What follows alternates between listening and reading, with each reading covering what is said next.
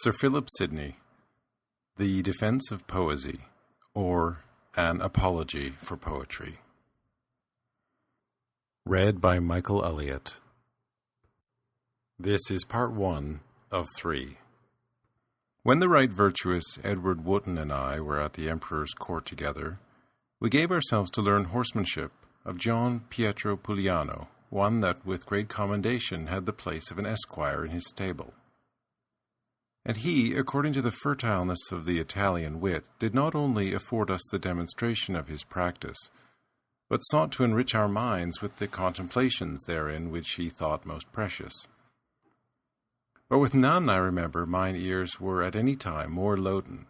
than when, either angered with slow payment, or moved with our learner-like admiration,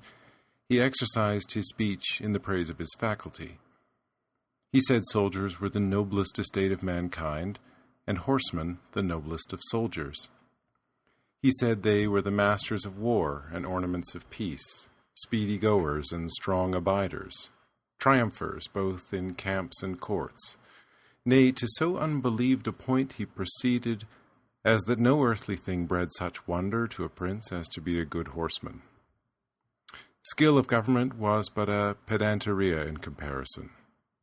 With his no few words, he drave into me that self-love is better than any gilding, to make that seem gorgeous wherein ourselves are parties.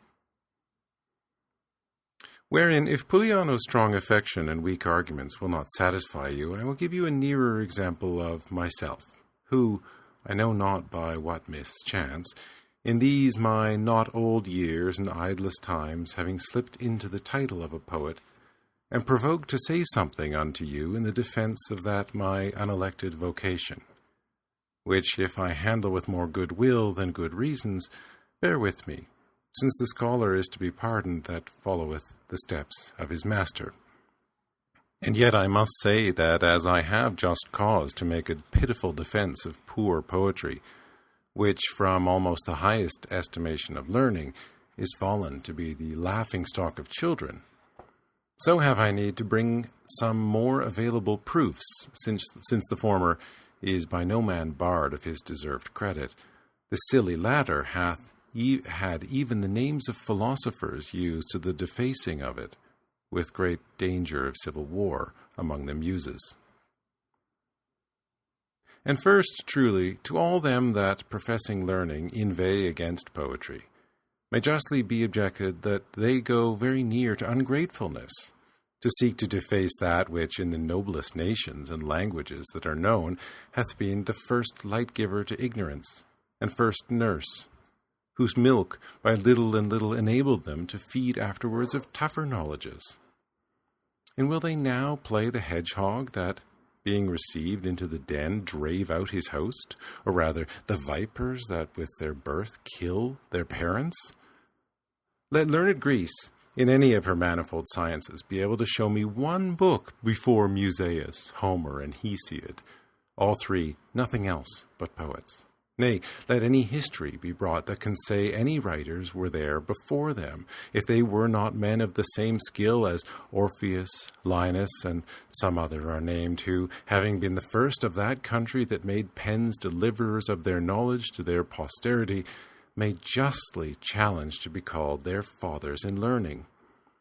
For not only in time they had this priority, although in itself antiquity be venerable, but went before them as causes to draw with their charming sweetness the wild untamed wits to an admiration of knowledge.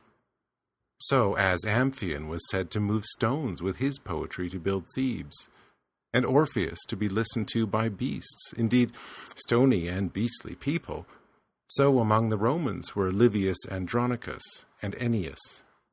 So in the Italian language, the first that made it aspire to be a treasure house of science were the poets Dante, Boccaccio, and Petrarch. So in our English were Gower and Chaucer, after whom, encouraged and delighted with their excellent foregoing, others have followed, to beautify our mother tongue as well in the same kind as in other arts. This did so notably show itself, that the philosophers of Greece durst not a long time appear to the world but under the masks of poets. So Thales, Empedocles, and Parmenides sang their natural philosophy in verses. So did Pythagoras and Phocylides their moral counsels. So did Tyrtaeus in war matters, and Solon in matters of policy, or rather they, being poets, did exercise their delightful vein in those points of highest knowledge, which before them lay hid to the world. For that wise Solon was directly a poet, it is manifest, having written in verse the notable fable of the Atlantic island, which was continued by Plato. And truly, even Plato, whosoever well considereth, that shall find that in the body of his work, though the inside and strength were philosophy, the skin, as it were, and beauty depended most of poetry. For all standeth upon dialogues, wherein he feigneth many honest burgesses of Athens to speak of such matters that, if they had been set on the rack, they would never have confessed them. Besides his poetical describing the circumstances of their meetings, as the well-ordering of a banquet, the delicacy of a walk, with interlacing mere tales, as Gyges' ring, and others, which who knoweth not to be flowers of poetry did never walk into Apollo's garden. And even historiographers, although their lips sound of things done and verity to be written in their foreheads, have been glad to borrow such fashion and perchance weight of poets. So Herodotus entitled his history by the name of the 9 Muses, and both he and all the rest that followed him either stole or usurped of poetry their passionate describing of passions, the many particularities of battles, which no man could affirm, or, if that be denied me, long orations put in the mouths of great kings and captains, which it is certain they never pronounced. So that truly neither philosopher nor historiographer could at the first have entered into the gates of popular judgments if they had not taken a great passport of poetry, which in all nations at this day, where learning flourisheth not, is plain to be seen, in all which they have some feeling of poetry. In Turkey, besides their law-giving divines, they have no other writers but poets. In our neighbour country, Ireland, where truly learning goeth very bare, yet are their poets held in a devout reverence, even among the most barbarous and simple Indians, where no writing is. Yet have they their poets who make and sing songs which they call oratos, both of their ancestors' deeds and praises of their gods, a sufficient probability that, if ever learning come among them, it must be by having their hard dull wits softened and sharpened with the sweet delights of poetry. For until they find a pleasure in the exercises of the mind, great promises of much knowledge will little persuade them that know not the fruits of knowledge. In Wales, the true remnant of the ancient Britons, as there are good authorities to show the long time they had poets which they called bards, so through all the conquests of Romans, Saxons, Danes, and Normans, some of whom did seek to ruin all memory of learning from among them, yet do their poets even to this day last, so as it is not more notable in soon beginning than in long continuing. But since the authors of most of our sciences were the Romans, and before them the Greeks, let us a little stand upon their authorities. But even so far as to see what names they have given unto this now scorned skill. Among the Romans, a poet was called vates, which is as much as a diviner, foreseer, or prophet, as by his conjoined words, vaticinium and vaticinare, is manifest. So heavenly a title did that excellent people bestow upon this heart-ravishing knowledge. And so far were they carried into the admiration thereof that they thought in the chanceable hitting upon any such verses great foretokens of their following fortunes were placed, whereupon grew the word of sortes Virgilianae, when by sudden opening Virgil's book they lighted upon any verse of his making, as it is reported by many, whereof the histories of the emperors' lives are full, as of Albinus the governor of our island, who in his childhood met with this verse, arma amens capio nec set rationis in armis, and in his age performed it, which although it were a very vain and godless superstition, as also it was to think that spirits were commanded by such verses, whereupon this word charms, derived of carmina, cometh, so yet serveth it to show the great reverence those wits were held in. And altogether not without ground, since both the oracles of Delphos and Sibylla's prophecies were wholly delivered in verses. For that same exquisite observing of number and measure in words, and that high-flying liberty of conceit proper to the poet, did seem to have some divine force in it. And may not I presume a little further to show the reasonableness of this word vates, and say that the holy David's Psalms are a divine poem? If I do, I shall not do it without the testimony of great learned men, both ancient and modern. But even the name Psalms will speak for me, which, being interpreted, is nothing but songs. Then, that it is fully written in meter, as all learned Hebricians agree, although the rules be not yet fully found. Lastly, and principally, his handling his prophecy, which is merely poetical. For what else is the awakening his musical instruments, the often and free changing of persons, his notable prosopopeias, which he maketh you, as it were, see God coming in his majesty, his telling of the beast's joyfulness, and hills leaping, but a heavenly poesy, wherein almost he showeth himself a passionate lover of that unspeakable and everlasting beauty, to be seen by the eyes of the mind, only cleared by faith. But truly, now having named him, I fear me I seem to profane that holy name, applying it to poetry, which is among us thrown down to so ridiculous an estimation.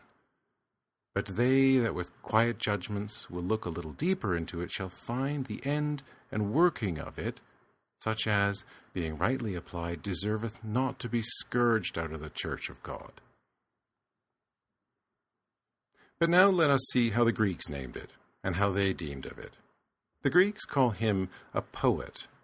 which name hath, as the most excellent, gone through other languages. It cometh of this word poiein, which is to make,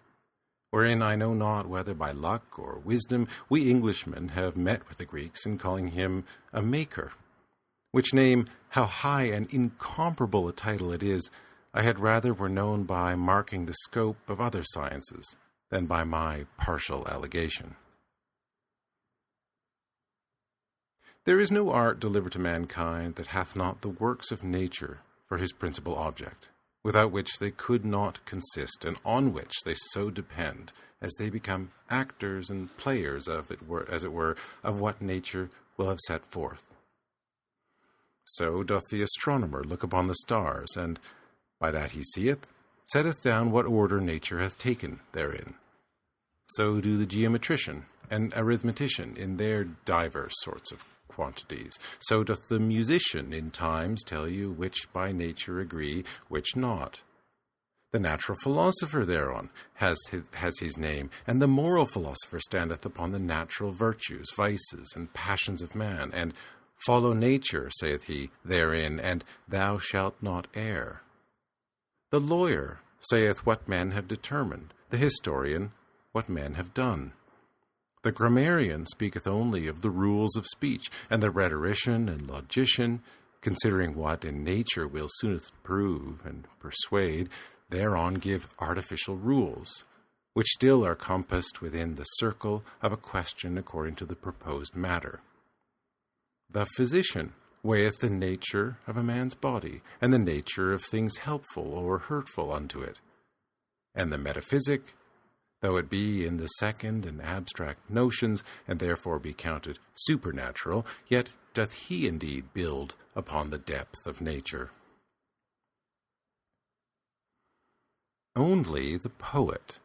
disdaining to be tied to any such subjection, lifted up with the vigor of his own invention, doth grow in effect into another nature,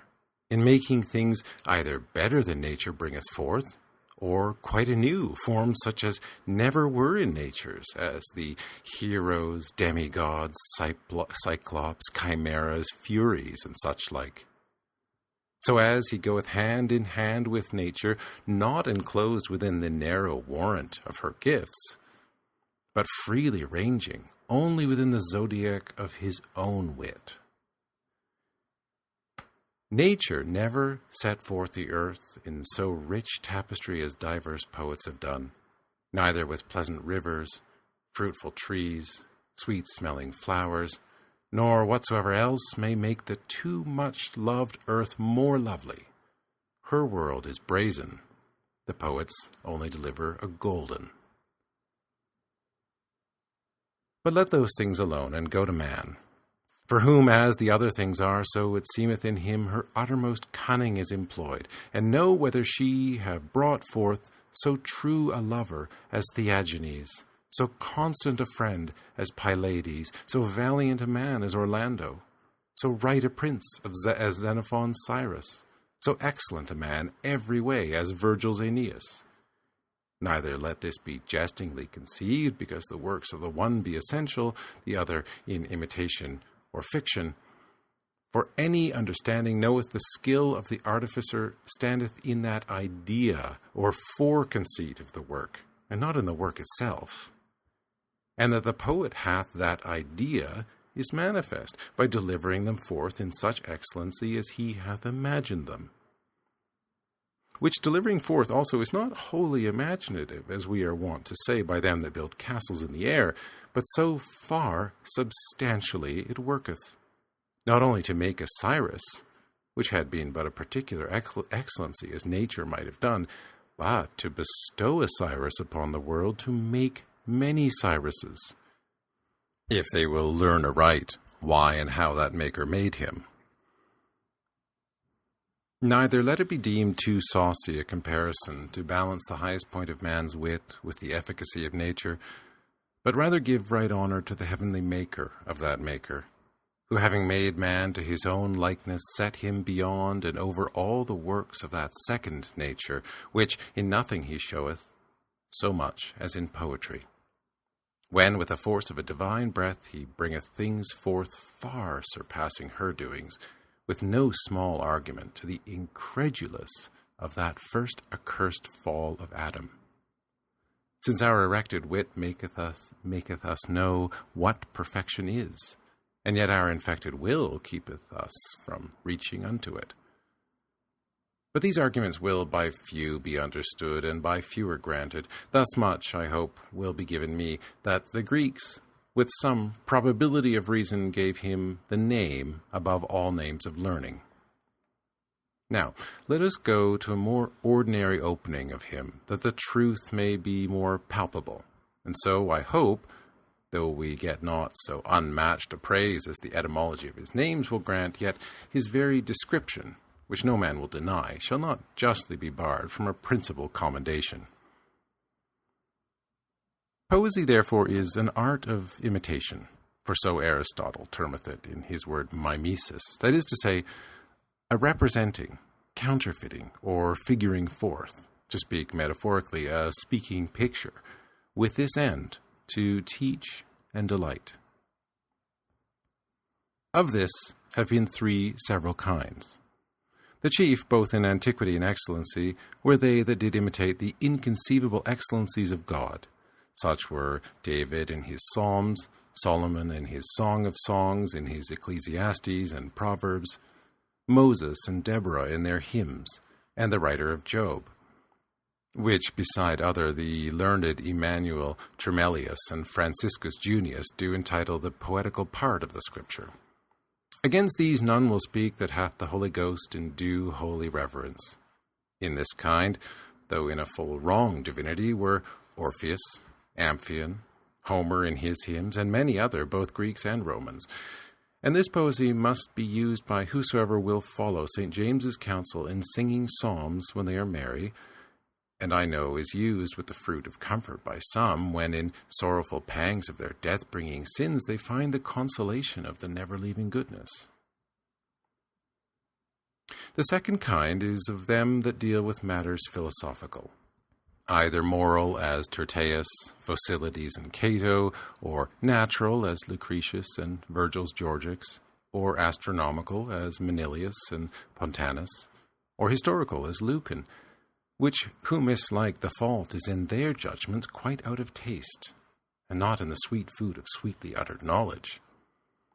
But because this second sort is wrapped within the fold of the proposed subjects, and takes not the course of his own invention, whether they properly be poets or no, let grammarians dispute, and go to the third, indeed, right poets, of whom chiefly this question ariseth. Betwixt whom and these second is such a kind of difference as betwixt the meaner sort of painters, who counterfeit only such faces as are set before them, and the more excellent, who, having no law but wit, bestow that in colours upon you which is fittest for the eye to see, as the constant though lamenting look of Lucretia, when she punished in herself another's fault, wherein he painteth not Lucretia, whom he never saw, but painteth the outward beauty of such a virtue. For these third be they which most properly do imitate to teach and delight, and to imitate borrow nothing of what is, hath been, or shall be, but range, only reigned with learned discretion, into the divine consideration of what may be and should be. These be they that, as the first and most noble sort, may justly be termed vates. So these are waited on in the excellentest languages and best understandings, with the foredescribed name of poets.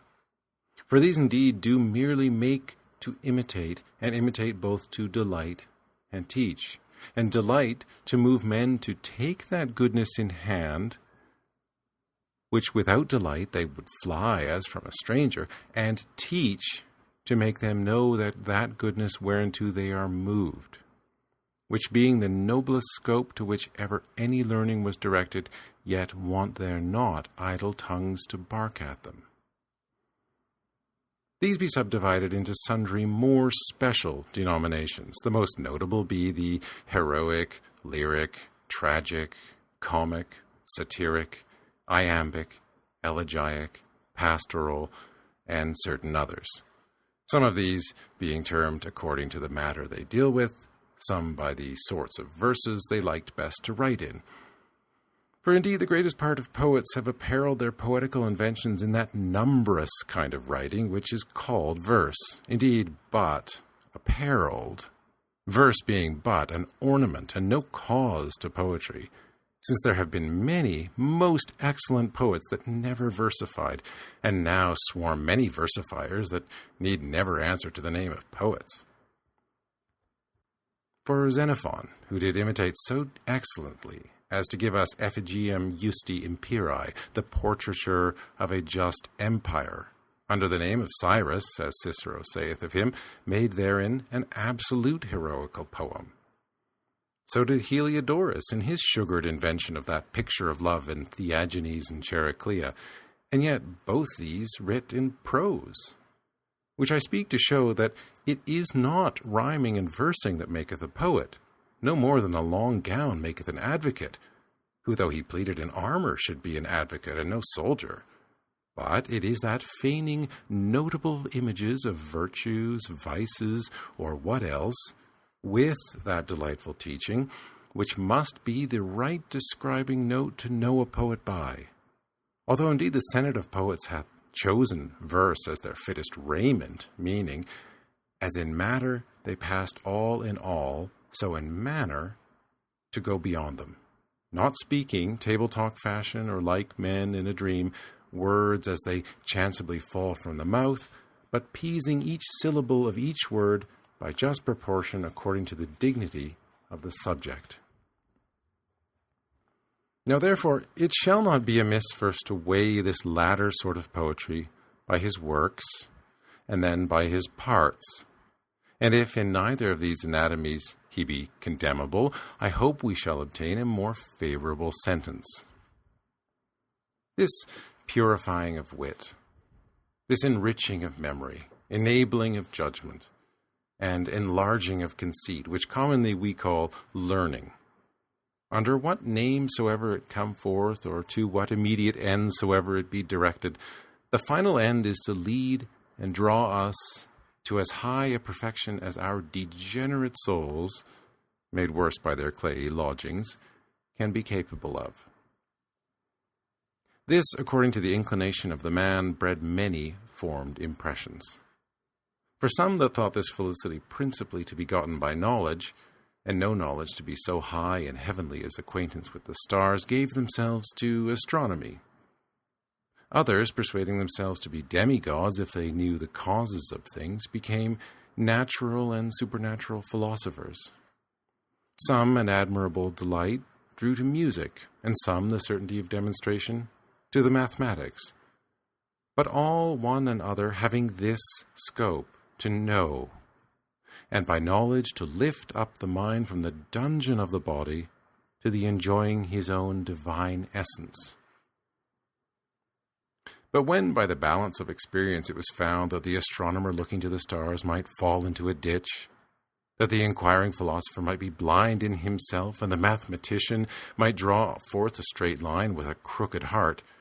then lo did proof, the overruler of opinions, make manifest that all these are but serving sciences,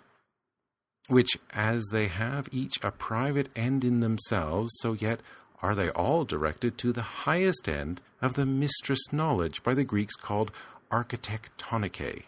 which stands, as I think, in the knowledge of a man's self, in the ethic and politic consideration, with the end of well-doing, and not of well-knowing only. Even as the saddler's next end is to make a good saddle, but his further end to serve a nobler faculty, which is horsemanship. So the horseman's to soldiery, and the soldier not only to have the skill, but to perform the practice of a soldier. So that the ending end of all earthly learning being virtuous actions, those skills that most serve to bring forth that have a most just title to be princes over all the rest.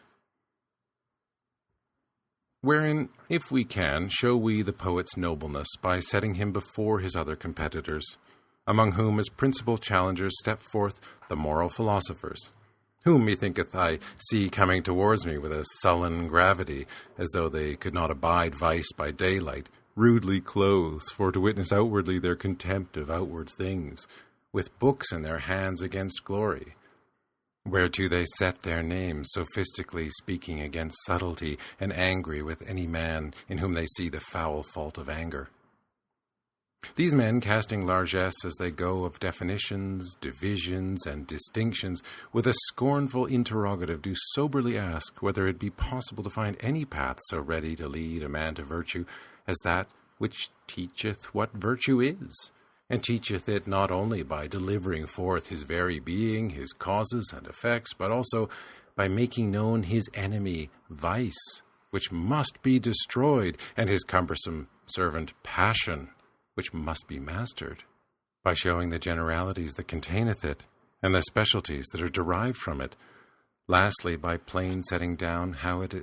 extendeth itself out of the limits of a man's own little world to the government of families and maintaining of public societies.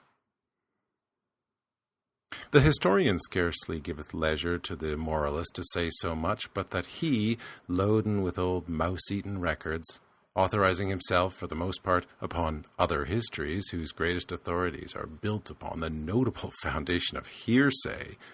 having much ado to accord differing writers, and to pick truth out of partiality, better acquainted with 1,000 years ago than with the present age, and yet better knowing how this world goeth than how his own wit runneth, curious for antiquities, and inquisitive of novelties, a wonder to young folks, and a tyrant in table talk, denieth in a great chafe that any man for teaching of virtue and virtuous actions is comparable to him. I am testis temporum, lux veritatis, vita memoriae, magistra vitae, nuncia vestestatis. The philosopher, saith he, teacheth a disputative virtue, but I do an active.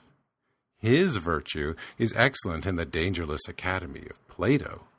But mine showeth forth her honourable face in the battles of Marathon, Pharsalia, Poitiers, and Agincourt. He teacheth virtue by certain abstract considerations, but I only bid you follow the footing of them that have gone before you.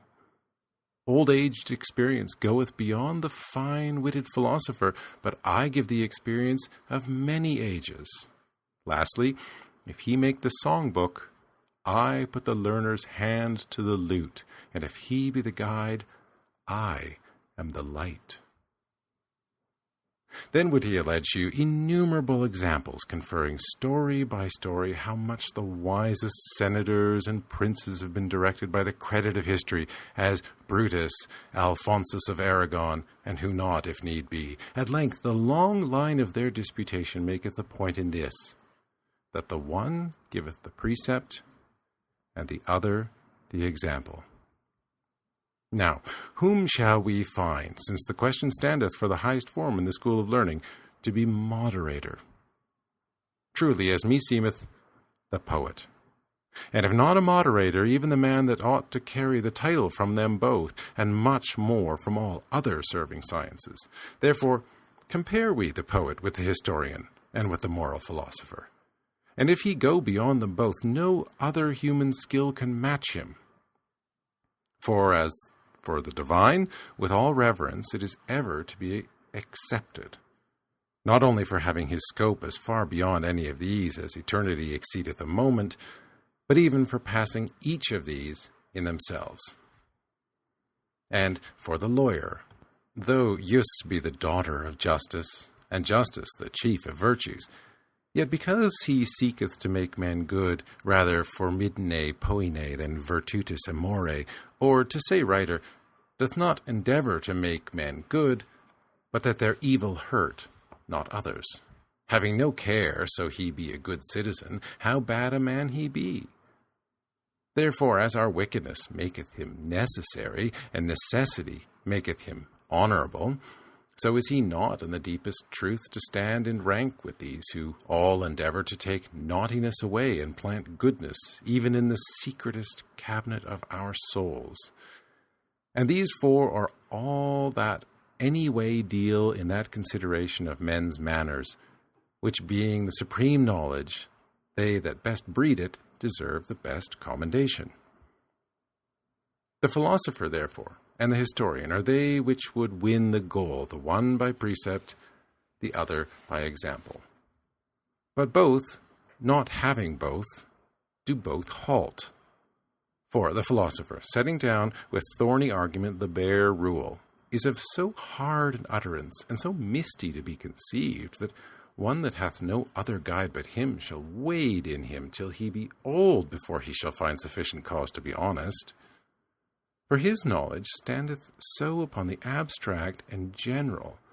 that happy is that man who may understand him, and more happy that can apply what he doth understand. On the other side, the historian, wanting the precept, is so tied not to what should be, but to what is, to the particular truth of things, and not to the general reason of things, that his example draweth no necessary consequence, and therefore a less fruitful doctrine. Now doth the peerless poet perform both. For whatsoever the philosopher saith should be done, he giveth a perfect picture of it, in some one by whom he presupposeth it was done, so as he coupleth the general notion with the particular example. A perfect picture, I say, for he yieldeth to the powers of the mind an image of that whereof the philosopher bestoweth but a wordish description, which doth neither strike, pierce, nor possess the sight of the soul so much as that other doth. For as in outward things, to a man that had never seen an elephant or a rhinoceros, who should tell him most exquisitely all their shapes, colour, bigness, and particular marks, or of a gorgeous palace, the architecture, with declaring the full beauties, might well make the hearer able to repeat, as it were by rote, all he had learned, yet should never satisfy his inward conceits with being witness to itself of a true lively knowledge, But the same man, as soon as he might see these beasts well painted, or the house well in model, should straightways grow, without need of any description, to a judicial comprehending of them. So no doubt the philosopher, with his learned definition, be it of virtue, vices, matters of public policy, or private government, replenisheth the memory with many infallible grounds of wisdom, which notwithstanding lie dark before the imaginative and judging power, if they be not illuminated or figured forth by the speaking picture of poesy. Tully taketh much pains, and many times not without poetical helps, to make us know the force love of our country hath in us. Let us but hear old Anchises speaking in the midst of Troy's flames, or see Ulysses, in the fullness of all Calypso's delights, bewail his absence from barren and beggarly Ithaca. Anger, the Stoics say, was a short madness. Let but Sophocles bring you Ajax on a stage, killing and whipping sheep and oxen, thinking them the army of Greeks, with their chieftains Agamemnon and Menelaus,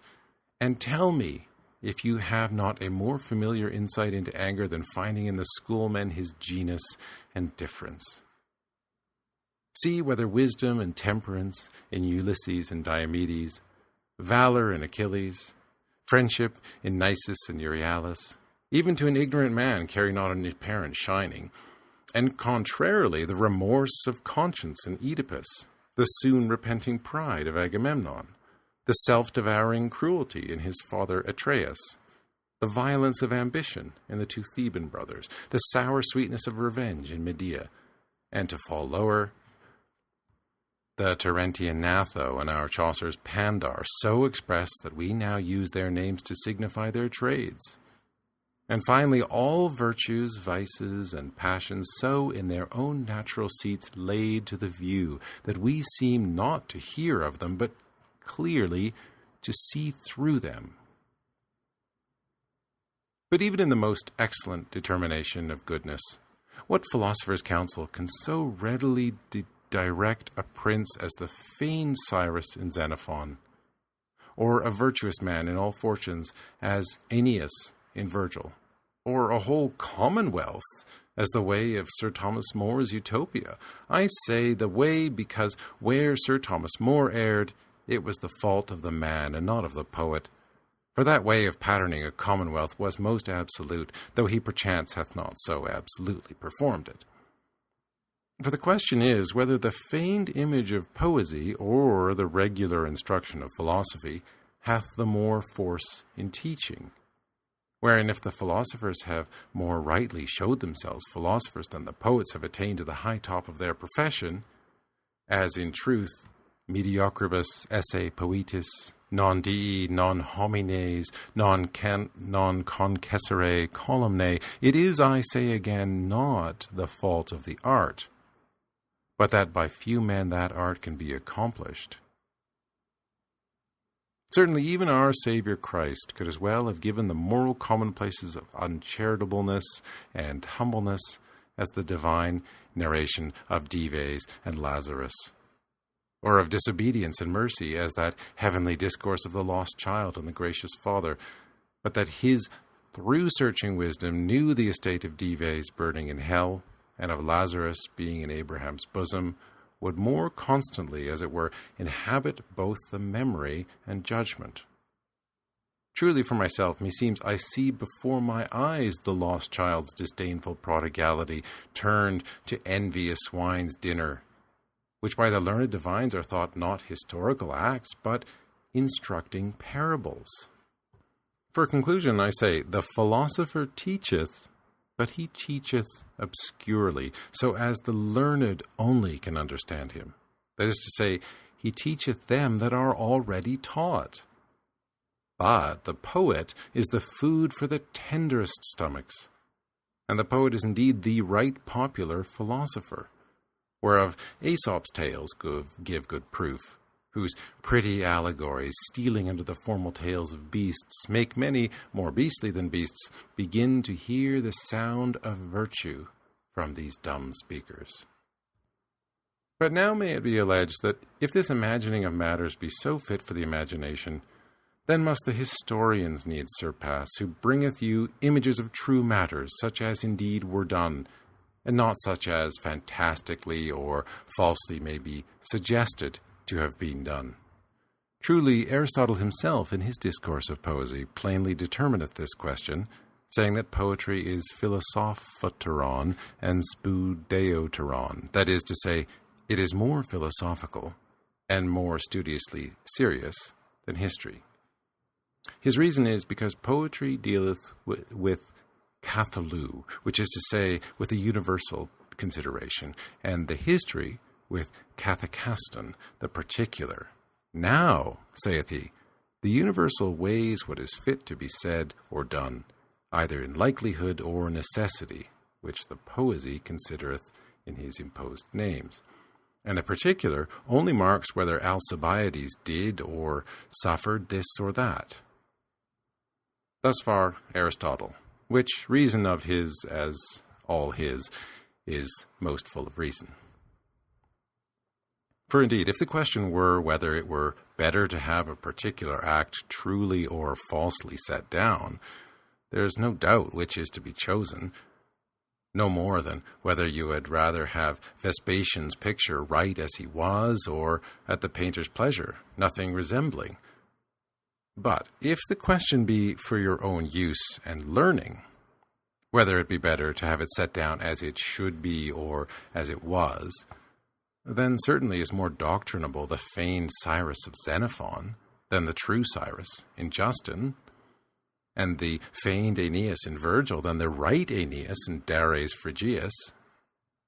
As to a lady that desired to fashion her countenance to the best grace, a painter should more benefit her to portray a most sweet face, writing Canidia upon it, than to paint Canidia as she was, who, Horace sweareth, was foul and ill-favoured. If the poet do his part aright, he will show you in Tantalus, Atreus, and such like nothing that is not to be shunned. In Cyrus, Aeneas, Ulysses, each thing to be followed. Where the historian, bound to tell things as they were, cannot be liberal. Without, he will be poetical, of a perfect pattern, but, as in Alexander or Scipio himself, show doings some to be liked, some to be misliked. And then how will you discern what to follow but by your own discretion, which you had without reading Quintius Curtius? And whereas a man may say, though in universal consideration of doctrine the poet prevaileth, yet that the history in his saying such a thing was done doth warrant a man more in that he shall follow, the answer is manifest, that if he stand upon that was, as if he should argue, because it rained yesterday, therefore it should rain today, then indeed it hath some advantage to a gross conceit. But if he know an example only informs a conjectured likelihood, and so go by reason, the poet doth so far exceed him,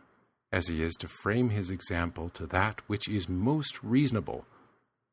be it in warlike, politic, or private matters, where the historian, in his bare was, hath many times that which we call fortune to overrule the best wisdom. Many times he must tell events whereof he can yield no cause, or if he do, it must be poetical. For that a feigned example hath as much force to teach as a true example. For to move it is clear, since the feigned may be tuned to the highest key of passion. Let us take one example wherein a poet and a historian do concur. Herodotus and Justin do both testify that Zopyrus, King Darius's faithful servant, seeing his master long resisted by the rebellious Babylonians, feigned himself in extreme disgrace of his king, for verifying of which he caused his own nose and ears to be cut off, and so flying to the Babylonians was received, and for his known valor so far credited, that he did find means to deliver them over to Darius. Much like matter doth Livy record of Tarquinius and his son. Xenophon excellently feigneth such another stratagem performed by Abradatus in Cyrus's behalf. Now, would I fain know, if occasion be presented unto you to serve your prince by such an honest dissimulation, why you do not as well learn it by Xenophon's fiction as of the other's verity? And truly, so much the better, as you shall save your nose by the bargain. For Abradatus did not counterfeit so far. So then, the best of the historian is subject to the poet. For whatsoever action or faction, whatsoever counsel, policy, or war stratagem the historian is bound to recite, that may the poet, if he list, with his imitation, make his own, beautifying it both for further teaching and more delighting, as it pleaseth him, having all from Dante's heaven to his hell under the authority of his pen. Which if I be asked what poets have done so, as I might well name some, yet say I and say again, I speak of the art and not of the artificer. Now, to that which commonly is attributed to the praise of histories in respect of the notable learning is gotten by marking the success, as though therein a man should see virtue exalted and vice punished, truly that commendation is particular to poetry, and far off from history. For indeed poetry ever setteth virtue so out in her best colours, making fortune her well-waiting handmaid, that one must needs be enamoured of her. Well may you see Ulysses in a storm, and in other hard plights, but they are but exercises of patience and magnanimity to make them shine the more in the near following prosperity. And of the contrary part, if evil men come to the stage, they ever go out, as the tragedy writer answered to one that misliked the show of such persons, so manacled as they little animate folks to follow them. But the historian, being captive to the truth of a foolish world, is many times a terror from well-doing and an encouragement to unbridled wickedness. For see we not valiant Miltiades wrought in his fetters, the just Phocion and the accomplished Socrates put to death like traitors, the cruel Severus lived prosperously, the excellent Severus miserably murdered, Sylla and Marius dying in their beds, Pompey and Cicero slain then when they would have thought exile a happiness? See we not virtuous Cato driven to kill himself, and rebel Caesar so advanced that his name yet, after 1600 years, lasteth in the highest honour? And mark but even Caesar's own words of the forenamed Sylla, who in that only did honestly to put down his dishonest tyranny, litteras nescivit, as if want of learning caused him to do well. He meant it not by poetry, which, not content with earthly plagues, deviseth new punishments in hell for tyrants, nor yet by philosophy, which teacheth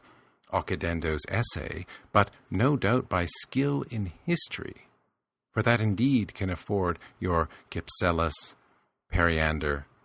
Phalaris, Dionysus, and I know not how many more of the same kennel that speed well enough in their abominable injustice or usurpation. I conclude, therefore, that he excelleth history not only in furnishing the mind with knowledge, but in setting it forward to that which deserveth to be called and accounted good, which, setting forward and moving to well-doing, indeed setteth the laurel crown upon the poet as victorious, not only of the historian, but over the philosopher, howsoever in teaching it may be questionable. For suppose it be granted, that which I suppose with great reason may be denied, that the philosopher, in respect of his methodical proceeding, doth teach more perfectly than the poet, yet do I think that no man is so much philosophus as to compare the philosopher in moving with the poet. And that moving is of a higher degree than teaching. It may by this appear that it is well nigh the cause and the effect of teaching. For who will be taught if he be not moved with desire to be taught? And what so much good doth that teaching bring forth, I speak still of moral doctrine, as that it moveth one to do that which it doth teach. For as Aristotle saith, it is not gnosis, but praxis must be the fruit. And how praxis cannot be without being moved to practice, it is no hard matter to consider. The philosopher showeth you the way. He informeth you of the particularities as well of the tediousness of the way, as of the pleasant lodging you shall have when your journey is ended, as of the many by-turnings that may divert you from your way. But this is to no man but to him that will read him, and read him with attentive, studious painfulness, which constant desire whosoever hath in him hath already passed half the hardness of the way, and therefore is beholding to the philosopher but for the other half. Nay, truly learned men have learnedly thought that where once reason hath so much overmastered passion, as that the mind hath a free desire to do well, the inward light each mind hath in itself is as good as a philosopher's book, seeing in nature we know it is well to do well, and what is well, and what is evil, although not in the words of art which philosophers bestow upon us. For out of natural conceit the philosophers drew it, but to be moved to do that which we know, or to be moved with desire to know, hic opus, hic labor est. Now, therein of all sciences, I speak still of human according to the human conceits, is our poet the monarch. For he doth not only show the way, but giveth so sweet a prospect into the way as will entice any man to enter into it. Nay, he doth as if your journey should lie through a fair vineyard. At the first give you a cluster of grapes, that full of that taste you may long to pass further. He beginneth not with obscure definitions, which must blur the margent with interpretations and load the memory with doubtfulness, but he cometh to you with words set in delightful proportion, either accompanied with or prepared for the well-enchanting skill of music. And with a tale, forsooth, he cometh unto you, with a tale which holdeth children from play, and old men from the chimney-corner. And pretending no more, doth intend the winning of the mind from wickedness to virtue, even as the child is often brought to take most wholesome things by hiding them in such other as have a pleasant taste, which, if one should begin to tell them the nature of aloes or rhubarb they should receive, would sooner take their physic at their ears than at their mouth. So is it in men, most of which are childish in the best things, till they be cradled in their graves. Glad they will be to hear the tales of Hercules, Achilles, Cyrus, and Aeneas, and hearing them,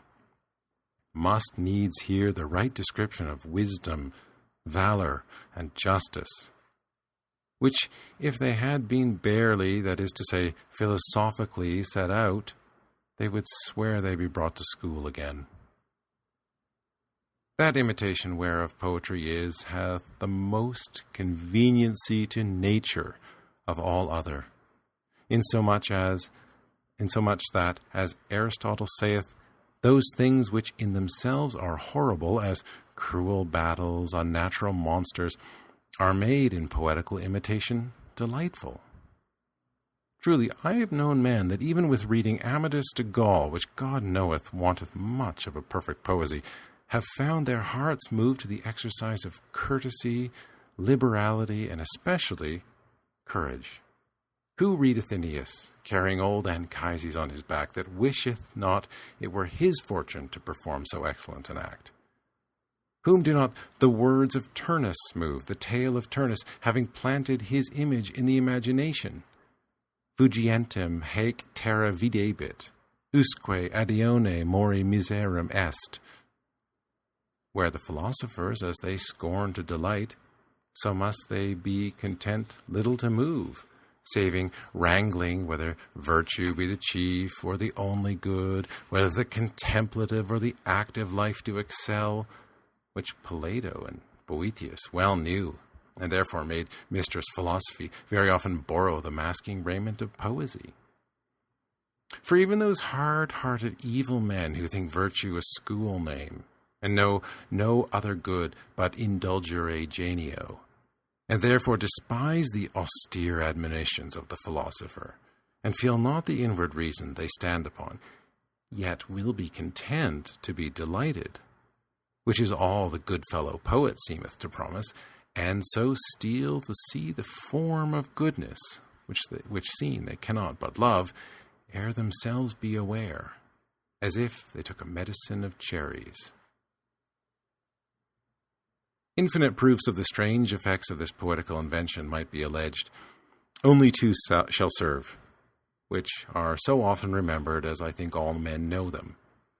The one of Menenius Agrippa, whom, when the whole people of Rome had resolutely divided themselves from the Senate, with apparent show of utter ruin, though he were for that time an excellent orator, came not among them upon trust of figurative speeches or cunning insinuations, and much less with far-fetched maxims of philosophy, which, especially if they were Platonic, they must have learned geometry before they could well have conceived. But forsooth, he behaves himself like a homely and familiar poet. He telleth them a tale, that there was a time when all the parts of the body made a mutinous conspiracy against the belly, which they thought devoured the fruits of each other's labor. They concluded they would let so unprofitable a spender starve. In the end, to be short, for the tale is notorious, and as notorious that it was a tale, with punishing the belly they plagued themselves. This applied by him wrought such effect in the people, as I never read that ever words brought forth, but then so sudden and so good an alteration.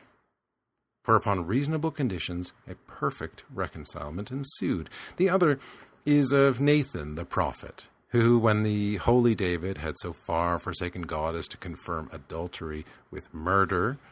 when he was to do the tenderest office of a friend in laying his own shame before his eyes, sent by God to call again so chosen a servant, how doth he it? But by telling of a man whose beloved lamb was ungratefully taken from his bosom.